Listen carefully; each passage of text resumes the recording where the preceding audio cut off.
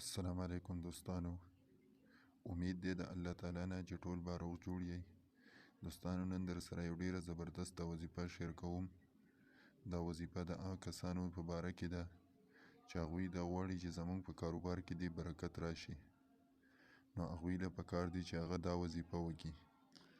وظیفه دا ده چې د سحر لمانځه نه بعد دي مخکې او وروسته دې درود شریف ووایي 11 ځله، او په درمیان کې دې 100 ځله دا وظیفه وکړي الله الصمد.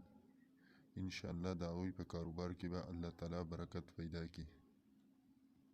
دویم دا چې کوم کسان دا غواړي چې زموږ په کاروبار کې دې برکت وي، نو هغوی دې د ماسخوتن د لمانځه نه بعد 11 پیرې دې مخکې او وروسته درود شریف ووایي، او په درمیان کې دې 1000 پیرې یا وهابو دا وظیفه وکړي.